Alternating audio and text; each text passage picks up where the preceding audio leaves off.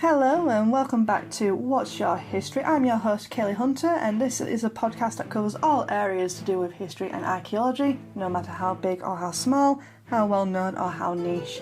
Today's guest was Gareth Verney, and he has an MSc in coastal marine archaeology, and he decided to talk with me about Georgian and Victorian crime and punishment. This was a very interesting subject, and I do hope you enjoy. Hello, Gareth. Hello. So what is it about this particular subject that got you very interested in it? I've always been really interested in changes, how things get from one state of affairs to another.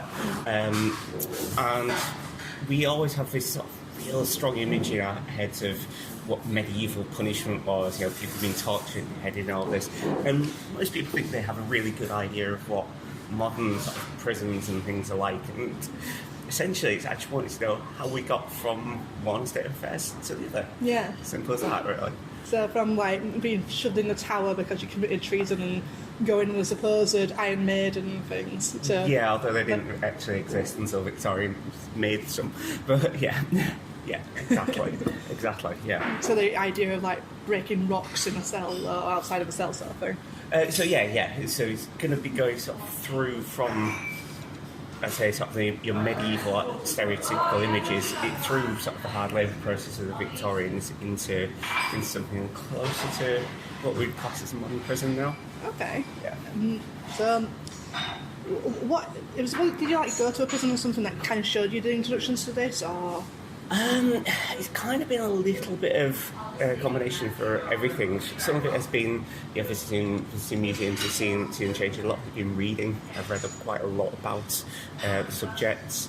But I also know a few people that work from prison buildings and museums, and sort of talking to them also helps quite a lot as well. So what exactly did change between those? Obviously, then the obvious ones that we just described. So there's kind of three major phases of changes. So with a lot of things that change, you tend to find it happens over about 50, 60 year period, often some exceptions. But this is actually over about 200 years the prison system changes. It's quite a slow progression, but it kind of actually begins before the Georgian period, in fact, with the Glorious Revolution 1688. Okay. Because as well as a new monarch and a lot of other change, one of the things that comes over with William of Orange is the concept of financial capitalism. I wouldn't say it's necessarily him that's sort of introduced it, but it comes over at the same time. Okay. And this generates new forms of wealth within the country. Yeah. Particularly a lot of portable wealth, mobile wealth. And you start to see the laws changing to try and protect those new forms of wealth. So the most obvious part of this is capital punishment itself, okay. Death penalty. 1688, you've got about 50 crimes in Britain that carry the death penalty. This is going to increase in actual fact. So you think of medieval period being kind of like the epitome of the death penalty, but in actual fact, during the 1700s, it's going to go the other way. This is going to increase quite a lot. So what was the things that you'd be killed for originally? So originally it would be your major ones, so sort of your murder, treason, forgery, things like this. But you start getting the introduction of things that are quite famous, like sheep stealing, horse stealing. These things that are actually wealth to a certain extent. You are paid for an animal, it costs you money, is part of your wealth. Yeah. So actually someone stealing it is quite a serious thing. And so crimes like this start getting added to the statutes, which is why by the point you get to 1765, you actually have not 50 crimes, but 165 crimes in British statutes that you can be executed for. Almost all of the ones that have been added have something to do with this new form of wealth. But doesn't that just then wipe out the importance of killing somebody? It doesn't. This was actually big debates that happened at the same time. There was huge debates of actually how much can you execute people. There are estimates that in London, they reckon if you executed over about 100 people a year, which is still quite a lot, you'd probably end up with civil unrest. Right. This was quite a leading theory. There was huge debate about whether capital punishment should even exist at this point in time, not just public executions it was back then, but there were serious academics and sort of columnists of the time and people writing about actually abolishing execution completely, even in 1700. You think this is a relatively new debate, but it's not. Even back then, people were very much against it, but in actual fact, it was getting more and more common. I mentioned 165 crimes in 1765. It's going to increase even more. By the time we get to 1820, there's 225 crimes on the British statutes that carry the death penalty. Jesus. And this can include stealing anything above the value of 2 shillings, which is about 40 quid in modern money. But it's all to do with protecting this newfound wealth. And the other thing they did was they actually cut down how you could get out of the death penalty as well, because in sort of the leading up to the Tudor and Stuart period, one of the big things was the clergyability of offences. If you could prove you're a member of the clergy, in inverted commas, you could get out of a lot of death penalties, have it commuted quite a lot. To do this, you would have to prove you're clergy by reading a certain passage from the Bible. Okay. So Essentially, you can just imagine everybody memorising that particular bit. Which is exactly what happened. Yes. It was known as the neck verse because it was always the same passage, so yes, you could be taught it. The idea was to essentially prove you could read, therefore you've been educated in the same way that the priests would have been. But what you see is that gets cut down, and every crime that's added after 1688 is not clergible. You can't use that excuse. You can't get out of it in that way. In fact, by the early 70s, I can't remember the exact year, probably should have looked this one up, but it's either about 1715 or 1718, clergyability itself essentially ends in the country. Is it because are people more educated by this point? Yeah, essentially, people starting to get more, and they know people are cheating the system. But it's really interesting that they're essentially wanting more and more people to essentially be executed. But that's not actually what happens. You'd think more crimes, the lack of ability to get out of capital punishment, you'd think more and more people are going to be executed. But there's a limit, because it's not designed to be catch everybody and kill them. Yeah. It's designed as a deterrent. So with certain crimes, murder and that, most people would actually suffer the full consequences if they're convicted. But actually, with some crimes, some lesser crimes, your odds improve quite a lot. So for general theft and burglary or something, you can even get as low as only about 1 in 20 that are actually convicted actually have the death penalty carried out. Which, as a deterrent to a certain extent, you look at it and you think, yeah, actually, there's a chance I'm going to be killed for that, I'm not going to do it. Yeah. But there are other people that are going to go, 1 in 20 isn't bad odds, is it? I can get away with this.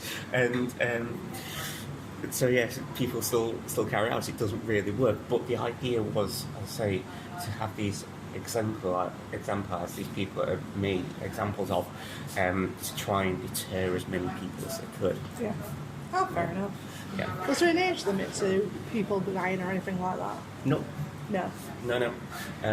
The youngest I found a record for around this area, around York, is about 16.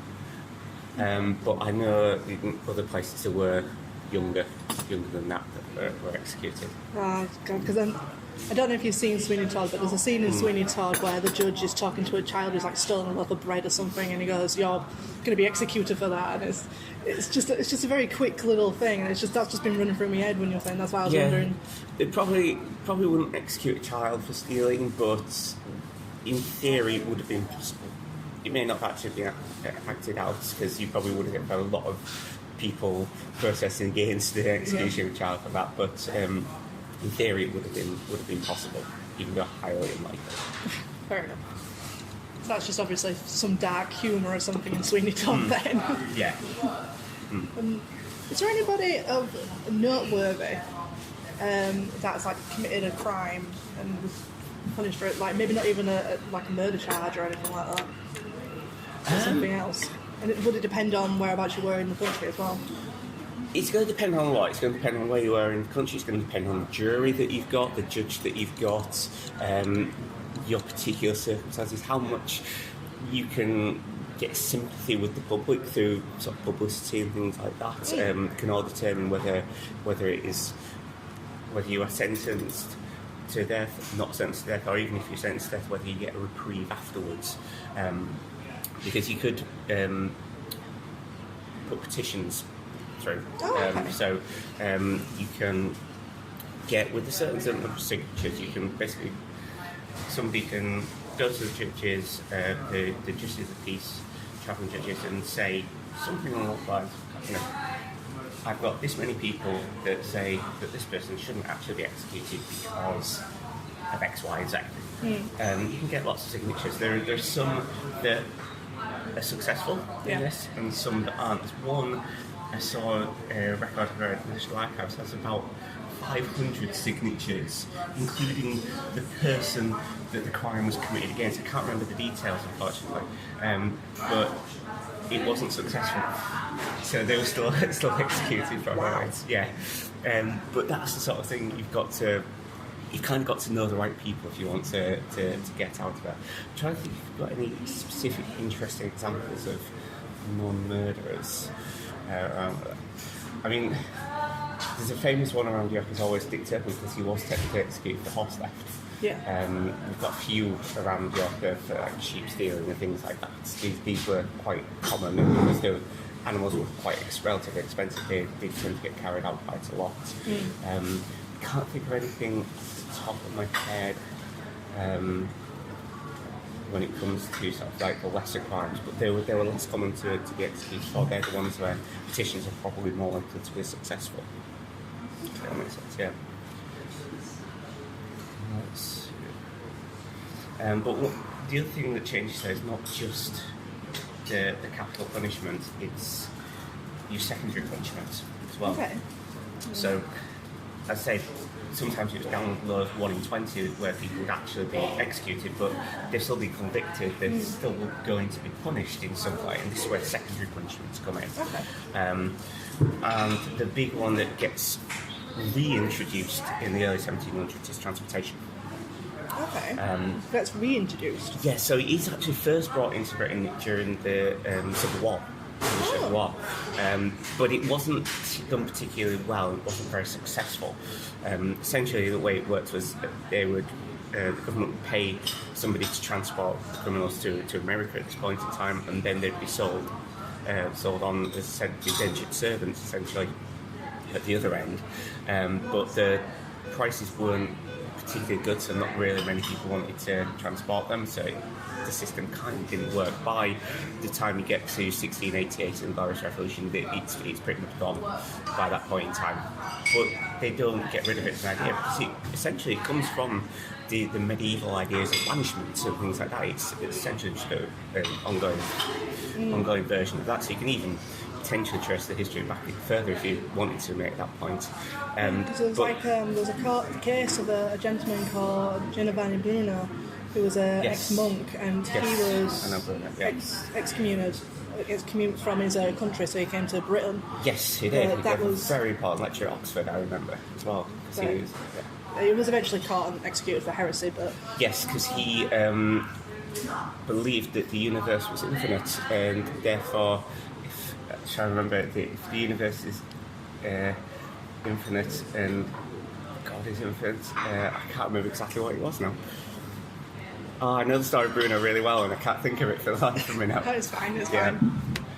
Oh, that's going to bug me all day now. But more about the fact that he got excommunicated from his country, sort of thing, and you're basically saying a similar sort of thing.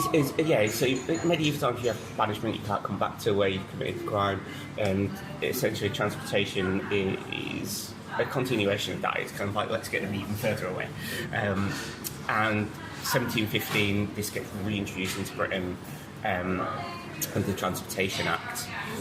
Again, to be sent to America initially, but this time they sort the prices out a little bit better, and it becomes very profitable for some of the people that will ship them abroad. Okay. And so it becomes very, very successful. So it's kind of a twofold. It works out well for everybody. The people that are being transported don't get executed, for Britain, it helps bolster the empire by sending out cheap labour force, and you're also getting rid of the criminal classes at the same time. So it kind of sort of a win-win for everybody. And there is a little bit at this point in time that sort of links back to the idea of clergyability as well. So if you are initially the sentence is related to this. So if you are sentenced to something that's clergyable, you get 7 years transportation. If you're sentenced to something that's not clergyable, as a offence, you get 14 years transportation. And if you are caught coming back from transportation, if you've been sentenced to 7 years, you get sentenced to 14 years. If you've been sentenced to 14 years, it's the end of you. But what about, it's all well and good sending them away, and yes, they're going to still have their lives and stuff, but what if they've got like families back here? Do the families go with them, or is it just them that get sent? So this is something that kind of, yes, they can go with them, but they would have to pay for their own voyage. So you don't see it as often in the 1700s with transportation to America. But when you get to the 1800s, after Canol sent people to America and send them to Australia and Tasmania at this point in time, you see this quite a lot, because at the same time they're wanting ordinary people to go out and settle land in Australia. And so you do get some cases of one person in the family being transported, and say a husband being transported and the wife getting this free passage to Australia and getting land there so they can be together, and then once his 7 years is up, they've got a nice place to live. And sometimes actually they almost end up better off in the situation after it all. But it was by far not common. It was a small minority where that would happen. Most people, if you get transported, whoever your loved ones just get left behind. Unfortunately, it's quite a tragic story. You getting families separated, your children losing parents and things. I suppose it depends on the crime or whether they were happy to get rid of them, in all fairness. There is that, yeah. I mean, there's always going to be those personal, individual circumstances in that. But I would think most of the time, a wife wouldn't particularly want to lose the husband, especially when they're going to be for these lesser crimes. It's going to be robbery. It's going to be things that may be actually supporting the family because they're so poor that they're being caught for and sent abroad. It's quite tragic, but it's really important to think about this concept of secondary punishment of actually, yes, we've got this horrific death penalty, but it's not being enacted in most cases. Most of the time it's being commuted to transportation. Even in the 1800s and around York, there's a relatively famous trial of the West Riding Revolt, sorry.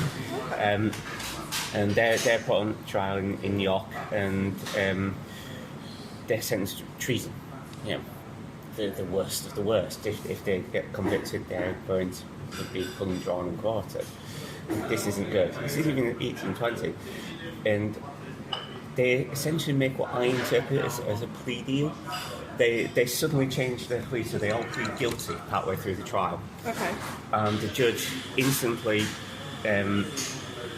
says that because of their honesty and everything, their sentence will be commuted to transportation. So they've gone from the most severe punishment to being transported. But really interestingly, the judge still has to read out the sentence for the crime.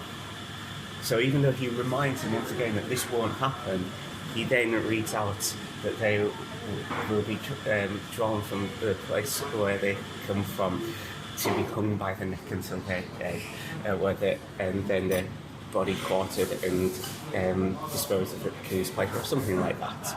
Essentially, they're still sentenced to be hung, drawn, quartered, even though they've already had that sentence commuted beforehand. So it would be the same for everybody that's sentenced to transportation. If sent to transportation for something that would be you could be executed for, you would actually still be sentenced to that, but immediately reprieved and sentenced to transportation. Okay. So you still got to go through having that sentence read out in court. To go, this is what you could have had. Yeah. Except the good. Yeah. Yeah, it's like the game show version of justice. Yeah, I like that. So why did it jump from going to America to Australia? I don't know much about my American history. Is this the point of when America split from England? Yeah, that is exactly what it is. 1776 is the big one. America declares independence, can't really transport criminals over there anymore. It's actually really interesting because they initially think Britain's going to win the war, we're going to get the colonies back. Just be a couple of years and we'll be sending them back to America again, not a problem. So they initially go with a temporary measure, which is what comes known as the hulks, which essentially acts warships in sort of London, Portsmouth and a couple of other places around the country that are basically moored there and converted into makeshift prisons. Okay. They are horrific inside. I mean, this is almost the worst place you can be. To the extent that women will not be sent to the hulks. They will not send women to the hulks because they are so bad there. Yeah. Oh, okay. Yeah, I know. It's like you can't imagine what it's going to be like there because you're in an old warship. Like the ship you're in is not seaworthy enough to still be serving in the navy. It's leaking. It's very damp environment. You're going to have horrific diseases going around quite a lot. But they end up staying around for a lot more than just the initial couple of years that they thought. I mean, transportation itself does get up and running again by 1882. You get the first transportees sent to Australia. Mm-hmm. I mean, they evaluate lots of other places as well. There's some ideas of sending them to Africa and things. Apparently that's not far enough. So they went for Australia. They started sending them to Australia in 1882, but the hulks actually still keep getting used. And this is where we start to see a little bit of change coming into Britain, because those that are maybe only sentenced to 7 years transportation start actually still getting sentenced to spending their entire sentence on hulks. And because the hulks are horrific, maybe it would only be 5 or 4 years, because the chances you're not going to survive for that long. And so you actually start to see the beginnings of essentially imprisonment being used as punishment, because in the 1700s, if you are convicted of a serious crime, imprisonment isn't an option. You're not going to be going to prison. You are going to be executed. You are going to be transported. Maybe you're going to be found innocent, and that's about it. Now you're starting to see people being kept on these hulks as their sentence, beginnings of imprisonment as a sentence, and this is something that continues to evolve. And particularly after the Napoleonic Wars, they start seeing imprisonment as a form of punishment more and more often. Okay.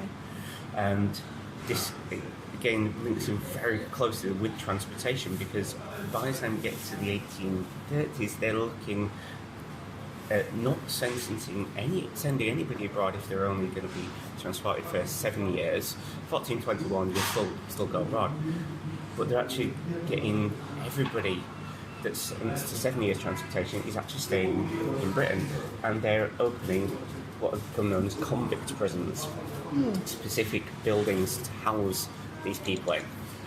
Thankfully, by the 1830s, you'll see the end of hulks because of this, and a horrible disease after 40 years of them existing. But the convict prison is separate from the main system of justice, because it is actually transportation just in the country. But you also start to see it as a modern prison starting to develop. Okay. And this is sort of roughly where the modern prison system starts to develop from the convict prisons. Is that the same as like in America? Because I know there's it's a ruin now, but there's a prison you can actually go visit in America, and it's supposed to be very iconic. I just can't remember what the name is. It's on an island. Oh, Alcatraz. Yeah. Essentially, yeah.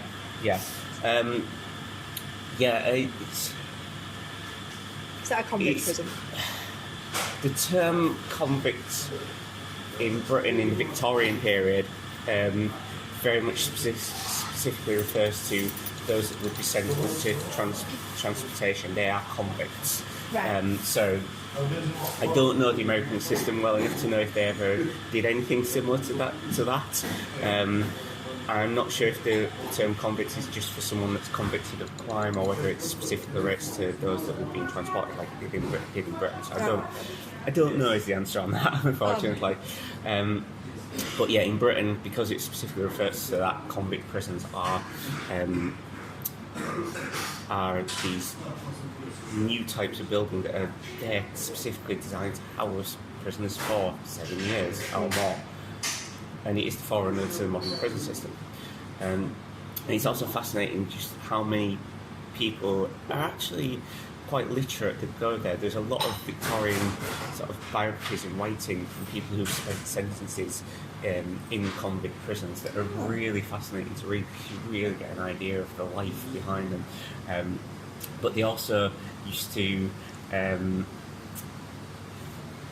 not want to write under their own names because they're convicted. They don't want people to know that they've had crimes, but they still want to write about their experiences. So you get these wonderful author pseudonyms of like one who's endured it, one who's tried them, and all of these wonderful things. So you don't know exactly who they are, but you get these first-hand accounts of what life was like in these convict prisons in the 1800s. It's absolutely fascinating. That does actually sound really fascinating. Mm. I'm assuming that going to prison wasn't a holiday camp, because I know that a lot of people nowadays tend to laugh it off as if they were in a holiday camp, which doesn't sound right to me, but I'm assuming it wasn't like that back then. I think if you ever talk to people who've worked in prison, modern prisons, I think there's a lot of how the media portrays it is very nice and lovely, but actually you wouldn't want to even be in a modern prison. They're not nice places. We just get top drip fed that they are. I don't know why the media kind of goes that way, but they do. But no, absolutely not. I mean, in 1700s, the prison is basically a profitable business for the jailer, what we now class as the governor who run it. They are essentially there to make money, and they're going to do that however they can. So they're going to charge the prisoners for their food, for their accommodation, for literally anything they can. One of the big problems with, particularly in Georgian prisons, was some of the fees that they would just get added on. It was known as the system of garnish, because you should garnish your fees with other random fees. One of the big ones was actually the fee you had to pay to be released. So even if you're innocent, if you're taken to prison, you are put on trial, you are found not guilty, you still have to pay to be released from prison. Yes, this was a big thing. So you'd actually end up with prisoners moving from felons' prisons into debtors' prisons because they couldn't pay the fees to be released. And so they may have been innocent, they've not actually committed a crime, but they're spending years in debtors' prisons trying to pay off these fees that have been added onto it. And this is... And I'm assuming the fees would just rise every single time, or something silly like that. Yeah, if you're trying to charge with multiple offences, you have to pay for each individual offence as well. So this can be very cumulative and sometimes get very high very quickly. And this is why you see in the late 1700s the rise of the famous prison reforms. And so this is a sort of group of people that operate over about 60 years or so, that see the injustices in prison, see how bad everything is, and really want to try and make life not necessarily better for prisoners, because they are there to be punished, but they want to at least give them a fighting chance of surviving. Yeah. The sort of first really big one, there were a few other ones before, but the first real famous one is John Howard. He's generally classed as like the father of prison reform.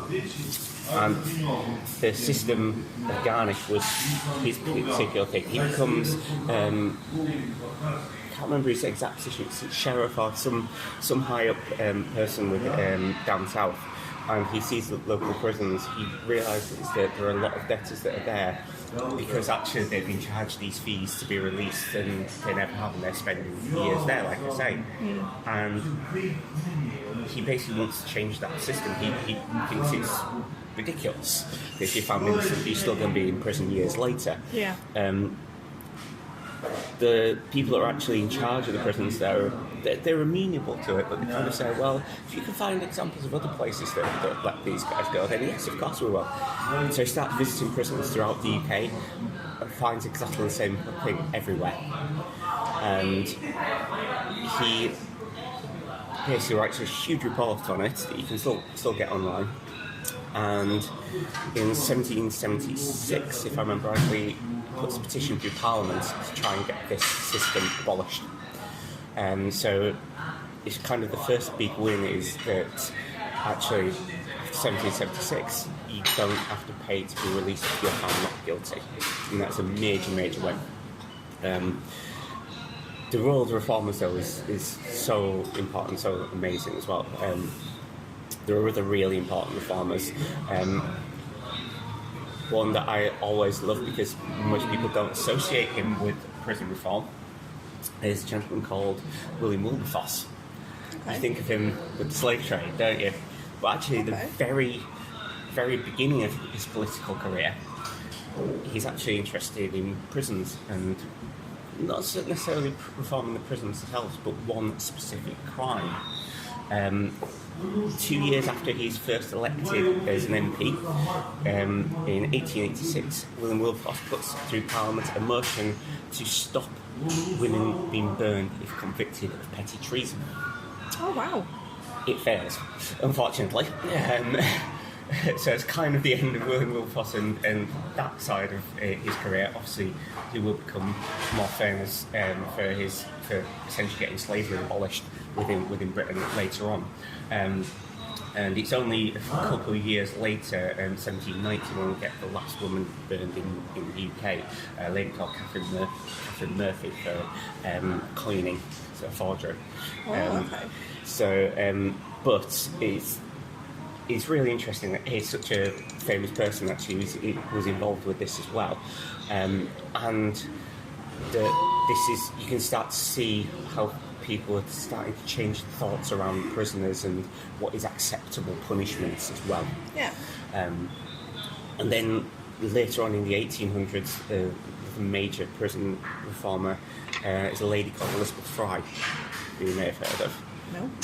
Oh, Elizabeth Fry is fascinating. She was on the heirs of the Fry Chocolate Company, so she has a little bit of money. She married into the Barclay family that started Barclay's Bank. Yeah, she's pretty good, yeah. But her and her cousin John Gurney became interested in prisons and all the horrible things in there, and they went around visiting lots of prisons throughout the country. They went basically everywhere. And she became really concerned with how women were treated within prison. Okay. She was really concerned with segregation, keeping women in prisons away from the male felons, how they were treated by the prison guards. Were women and men mixed before or something? They weren't exactly mixed. They were separated technically, but yeah, there were ways to get around some of these things sometimes. It wasn't always necessarily reinforced. The other thing that she did herself initially was to, where her local prison, she would actually regularly visit and talk to the women and sort of get their concerns. And she inspired similar groups of women throughout the country to do the same and actually go into the prisons and actually talk to them. There is a name for them, and I cannot think of it for the life of me, unfortunately. I have to get back to you on that one. But she's absolutely just an amazing woman. There's so many biographies of Elizabeth Fry. I would highly recommend reading it at some point. She's a fascinating lady. But because of her work, you get the things like the 1823 Reform Act, which means that all women have to be kept separate, but importantly, women have to be looked after by female wardens and matrons rather than governors. So it's female staff that are looking after them, so you don't get a lot of the abuse of the female prisoners that you see in the 1700s. There was a famous idea of women that were actually sentenced to death could potentially do something called pleading the belly. If they actually become pregnant in prison, they can get out of it. And of course, having male members of staff looking after you makes this fairly easy to do, if you understand how it is. So yeah, this is also open to a lot of abuse, as you can imagine. There's a lot of terrible things happen to women in prison. And Elizabeth Fry is just absolutely essential for getting women's rights in prison brought forward, and I say she is an absolutely fascinating lady. Definitely look into her then. Yeah, no, absolutely do. It's good that, because I suppose whenever I look at like women in prison sort of thing, the most I kind of jump to tends to be like being trialled for witchcraft and that sort of thing more often. Yeah. Are you talking, going back a little bit more into the Middle Ages at this point in time? I can't remember when the last witch trials are in Britain, but I feel it's still late 1600s. I mean, you get women that are known as witches afterwards. Yeah. In Yorkshire, we have Mary Bateman in 1809, 1801, the Yorkshire Witch, but it wasn't witchcraft. She was a con artist. She used the idea of magic to con money out of people. She was never actually a witch, so it wasn't quite the same. But yeah, you do tend to think of that, but actually, women are convicted of exactly the same crimes as men are, for the most part. And they're treated literally exactly the same through the 1700s because they're shown thrown in the same prisons with the same guards and treated in the same way, and it's horrific. But it's the same for children as well. And you've got to wait till 1865 for children to be separated. I want to double check that one. 1854, the Youthful Offender Act, for children to be treated separately from male convicts. So if you are 12 and you commit a crime, you would literally just be thrown into prison with all the adult prisoners tried in exactly the same way and sentenced in exactly the same way until 1854, no matter how young you are. And it's, so, yeah, women and children in prison, like you say, you get sort of these famous examples with witches and things like that for women, but actually a lot of them are just ordinary crimes, just in the same way that men. Yeah, well, I'd never say they wouldn't do anything different, because obviously we are not that different. No, but it's just one of those things, they do tend to be forgotten, is where I'm coming from. Unless they're witches, unless these real exciting things, they tend to be forgotten, but actually they are there. Yeah. And in actual fact, women during the Victorian period in particular actually make up a larger percentage of the prison population than they do now. Oh, okay. Now it's about 4% of the prison population women, I believe, whereas in the Victorian period it's actually about 16%. There is a caveat to this. A lot of them are actually held in local houses of corrections. A lot of it is actually prostitution they're held for. But it's just a really interesting fact that actually there are more women in the prison system proportionally than they are nowadays. For like what crimes though? Is it like mostly for killing or stealing? Or? Just everything. Just everything. Yeah. Women aren't too different to men in terms of that. They'll commit crimes just as much as men do. I don't know where I got it from, but I've got for some reason in the back of my head I've got this information that women who committed crimes of murder would tend to lean more towards using poisons, and because they were using that, a lot of the time they weren't always caught because of that. That is actually very true. Women do tend to be known as poisonous. They do tend to do it because it's a little bit less personal. If you've want to stab someone or shoot someone, you've got to be there looking into their eyes, and that's quite a personal thing. Women tend to, or at least as far as I understand the psychology of it, women tend to want to be slightly separated from that, so you can poison someone and kind of essentially not be there when they actually go. So it does tend to be the women's form of killing people, and it was relatively easy to get hold of poisons as well. You can go to your local pharmacist and ask for some arsenic to kill rats that you've got in your house, or for help kill bugs on your mattress or anything like that. You can even flypaper would contain arsenic. You can boil it in water and extract the arsenic from that. There's a lady in the late 1800s, surname's Maybrick, I cannot remember her first name. She actually writes a book. She was wrongfully sentenced to death originally for poisoning her husband because they found flypaper in her house, and they assumed that that's what she'd done. Yeah. She luckily wasn't sentenced to death. She would be commuted, and she'd spend about 15 years in prison. But she actually wrote her biography afterwards. She's one of these people that writes biography afterwards, and after her death, they actually found in her book, in just a random book, a recipe for making some form of makeup from flypaper using the arsenic. So she almost certainly didn't kill her husband. She was doing that for different reasons. But the question is, what happened to her husband if she even had one? I don't know.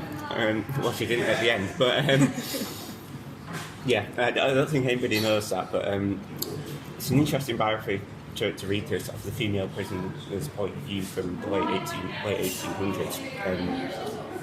You can get that one online as well. It's fascinating to read through. But yeah, you do tend to get the women were poisonous. If you look through the records of petty treason for around this area, around York, almost all of them are poisons. There are a couple of exceptions, but yeah, a lot of them are poisons. Interesting. Yeah. Very interesting. Oh, thank you for this. This has been very, very fascinating. Bit of a darker side of history and everything. Always interested in the darker side of history. Have more if you want. Yeah, I would love to. Is there anything else you want to say? I think so. Kind of covered a lot of the major things, but I started off talking about sort of the economic influences of changes in prisons in the 1700s and why we get more and more death penalty crimes. I've talked a little bit about the reformers and the pressure they have sort of from about 1772 to about 1835. The important thing is 1835 actually on that one. Kind of is the end of the reformers because they actually make it a legal requirement for prison inspectors within the country. So that we've had basically private citizens going into prisons and seeing how bad they are for about 60 years. Yeah. Suddenly the government actually appoints people to do this as a job, which you'd think should have been done in the beginning. But you get nothing's ever done in the beginning. Well, no, this is true. But yeah, 1835, you get the prison inspectors coming in, so you kind of get the end of the reformer era. But during the Victorian period, you have a lot of social change happening anyway, and this has a huge impact on prisons and prisoners, because you move away from this idea of punishment being literally that, just punishment, you are in prison because you are a bad person. Yeah. You start to see the idea of reforming prisoners, changing prisoners. You are there to become a better person so that when you come out, you can be a respectable member of society again. And you start to see changes within prisons, things like the separate system, the silent system is introduced in the late 1830s. So the idea of the silent system, the prisoner will spend their entire sentence not talking. Jesus. You are allowed to, yeah, I know. Basically, you've got to be silent throughout your entire sentence. If you're caught, you can be punished quite harshly if you're caught talking. What, would you like get your tongue cut out or something? Not quite that harshly. But yeah, thrown into solitary or something like that, or have your food cut down, things like that. But the only person you would ever be able to talk to would be either the chaplain or the governors. They came around maybe once a day. You could have a chat with them. But that wasn't particularly popular, and it cut down quite early. because there were prisoners literally going mad from it, unfortunately. But the more popular version was the separate system, which is where actually they separated prisoners completely throughout their sentence. It wasn't as strictly enforced with sort of as the silent system in the same way, but it had similar effects in that you were completely cut off from other human beings. So your cell would be a cell on your own. You would, if you were in chapel, you'd actually be in what they refer to, prisoners tend to refer to as upright coffins. So the chapel seatings were sort of barricaded off from each other, so you couldn't see another prisoner whilst you were in there. Oh, wow. Apparently it took them ages to actually get people into chapel, because they would bring someone out of the cell, make sure they were down the end of the corridor and out of sight before they would bring somebody else out, and sort of load them in one at a time. It's like midday by the time the church is about filled. half an hour they reckon to fill the chapel, and about the same to decant it at the end. And even in exercising, whilst you would exercise in groups, you would have to wear these masks to essentially cover your identity. So yes, you're around people, but nobody knew who each other was. I mean, obviously there are other ways to tell, but these became really prolific in sort of the 1830s, 1840s, up to the extent about 75% of prisons in Britain had one or the other. But the idea is that by dehumanising these people whilst they're in prison, that when they come out of prison, they'll respect that idea of human contact and hopefully keep them on the straight and narrow, because they don't want all of that taken away from them again. Did it work? Not particularly well, no. By the time you get into the 1860s, they're pretty much gone. They're sort of disappearing. So it's kind of like a 20 or 30 year experiment that kind of doesn't really work. So it's really interesting. It's all to do, as I say, with this idea of social justice and social reform within the Victorian era. And there are so many different topics of Victorian social reform that you can go into, and this is just one. And the prison system isn't any different. It follows those paths of social change, and this is where you get the end of transportation, mainly because the Australians didn't want it anymore. There was just nowhere to send them anymore, but you get the end of transportation, you get the end of people being imprisoned for debt, you get the end of public execution in 1868. A lot of these things are changing, and by the end of the Victorian era, you've got a prison system that would be very recognisable to you today as a prison. We've gone from these prisons run for profit in the Georgian period with this incredible increase in executions to actually something you would recognise today. I should probably point out at this point in time, I mentioned sort of the gradual increase in executions earlier on. One date I didn't mention was 1828, when they actually cut that down to just 6 major crimes at that point in time, which, if I can remember it right, murder, rape, treason.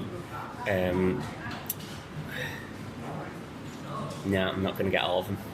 The important one that I always like to mention is in those 6 crimes, the ones that the British people and government consider so serious that they've still carried the death penalty, one of which, until 1861, is homosexuality. Which I think is also an interesting thing, that was one of what Britain considered to be one of the worst crimes. It's still for another loving someone that's the same sex as you. Another 33 years after most of these silly crimes have lost the death penalty, 33 years until that finally comes off the British statutes as death penalty. I think it's just an interesting side note. But yeah, I think that kind of covers most of what we want to talk about. So I hope you now understand how we changed. I think we jumped around a little bit there. Yeah, no. Do you know when the death penalty officially full-on ended? So, in Britain, it was suspended for 5 years in 1965. Okay. But by 1969, they decided that it wasn't going to be reintroduced. Okay. So that was the official end of execution. There were a couple of caveats on that. Basically, treason could still be executed for treason even after that. However, it was never carried out. There wasn't a case of treason after that, and that was quietly abolished in the 1990s through European parliamentary laws. But I highly doubt that they would have carried it out in any case after 1969. So I think that you can essentially go 1969 is the date, but I said just that little caveat there. Oh wow, yeah. that really surprises me that it was still a possibility up until the 90s. It was still a theoretical possibility, but I say just so highly unlikely. Even if someone had committed major treason, they wouldn't have been executed by that point in time. I think it was just there almost as kind of a legacy in their case, because that was the worst crime. It was the one that they still technically wanted to keep around. Blimey. Yeah. Jeez, there's so much I could pick your brain about, like what's the definition of treason nowadays and stuff like that. But we'll leave that for now. Yeah. Maybe that's another talk sometime later. Well, this has been really fascinating. Thank you for your time. Thank you for the coffee. That's all right. And maybe I'll see you again on this podcast. I'm sure you will. Great. Thank you. Bye-bye. Bye.